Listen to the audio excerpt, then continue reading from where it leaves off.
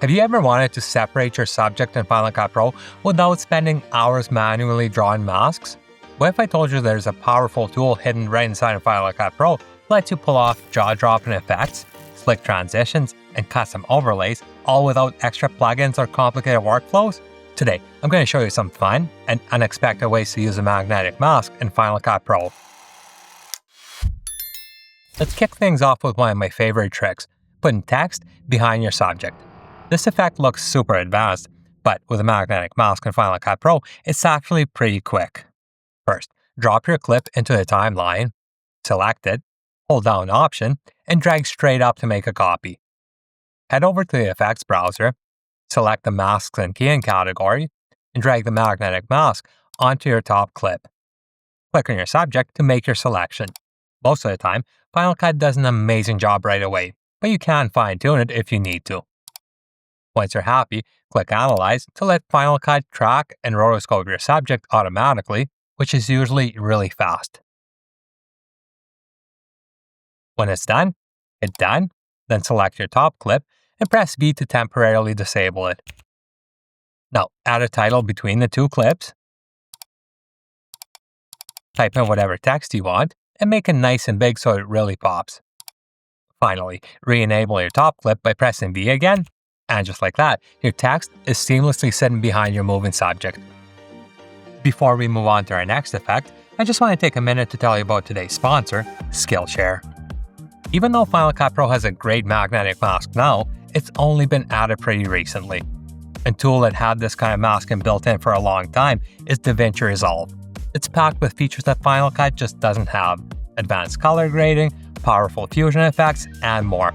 And hey, don't tell anyone, but I might be using it for a video or two here and there.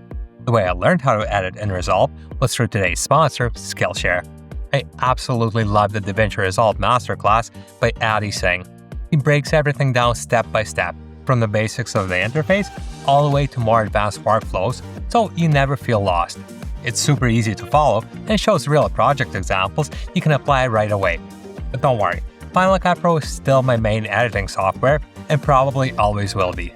If you want to level up your editing skills or try something totally new, Skillshare is a perfect place to start. And right now, the first 500 people to use my link in the description or scan this QR code will receive a 1-month free trial of Skillshare. Follow my link to get started today. Alright, now back to the video. Our next effect is a cool way to start a video, a glitch intro that makes it look like you're popping into the scene out of nowhere. For this one, you'll need a clean plate of your background and a shot of you on camera. To keep everything consistent, set your camera to manual focus on yourself, then step out of the frame to capture a clean shot of just your background. Once you got that, move back in and record your main clip. Import everything into Final Cut Pro and drop your background clip into your timeline. Connect the talking head clip above it, maybe a second or two after the background clip starts. We don't need to analyze the entire clip, so move your playhead a couple seconds in and press Command B to blade it there. Add the magnetic mask to the first part of your clip and select your subject. If Final Cut Pro misses any areas, just click on them to include them in your mask. And if you need to remove something, hold down Option and click on what you want to exclude. Once you're happy with the selection, hit Analyze and let Final Cut Pro do its thing. Now it's time to make your entrance pop. For this effect, I highly recommend grabbing Final Cut Pro's Glitch Transition Pack made by my friend Dylan Bates. Grab one of these transitions and drop it onto the side of your top clip. By default, transitions in Final Cut Pro affect the entire frame, but here we only want it to affect the subject. What makes Dylan's transitions unique is you can choose to apply them just to the alpha channel, which is your masked subject. Also, transitions usually affect both the clip before, clip A, and the clip after, clip B. But since we don't have a clip before, we can deselect clip A so it only applies to clip B. With those two settings, you get a transition that makes it look like you glitch right into the scene while the background stays perfectly clean. It's an awesome trick for video intros, promos, or anytime you want to grab attention right away. And after making a big entrance, why not make an equally dramatic exit? This next effect is what I like to call a disappearing act, and it's a great way to add some movie magic to your edit. Since you already have a clean plate, just layer that clip underneath the end of your main shot in the timeline.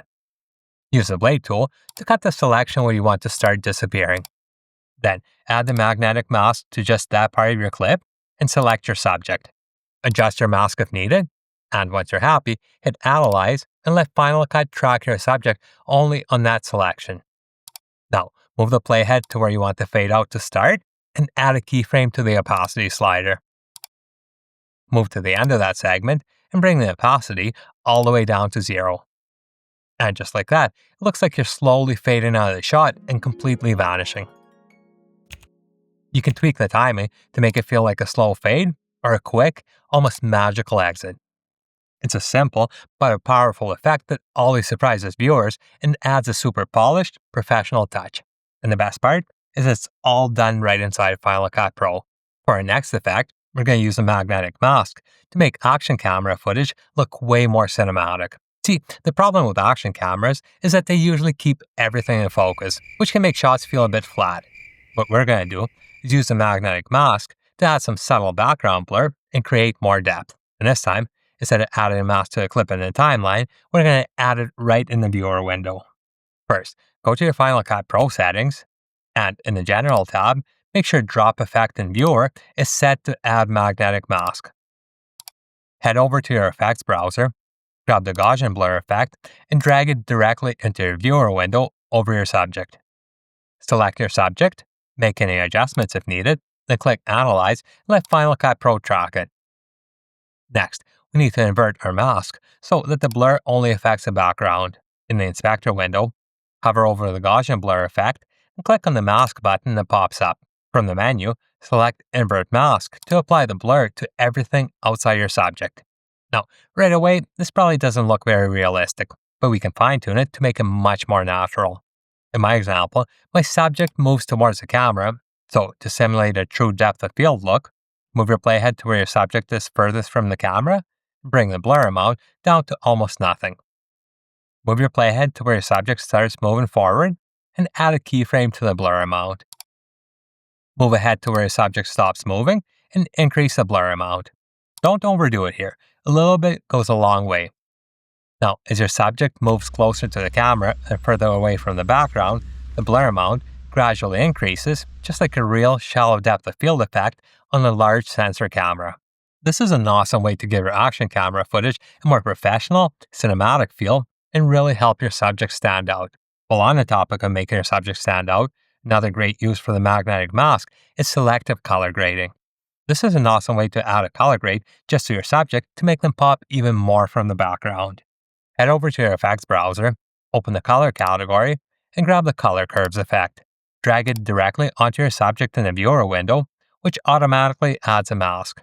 Adjust your mask if needed, and hit Analyze to let Final Cut Pro track it. Once that's done, go to the color inspector and add a gentle S-curve to your Luma curves to bring out some extra contrast and depth. Just like before, don't overdo it. A little goes a long way. You can also jump back into the video inspector and tweak the feather amount on your mask to soften the edges and help it blend more naturally. Here's our original clip without any color adjustments, and here's what it looks like after. It might not be as flashy or wild as some of the other effects, but it's a super handy technique to help your subject pop and give your videos a cleaner, more professional look. And that's it. These are some of my favorite ways to use a magnetic mask in Final Cut Pro to make your edits more fun, more polished, and way more eye-catching. I hope you picked up a couple new ideas you can try in your own projects. If you found this video helpful, or if you learned something new, consider subscribing to this channel. It really helps me out, and you won't miss any of my upcoming tips and tutorials. Thanks for watching, and I'll see you in the next one.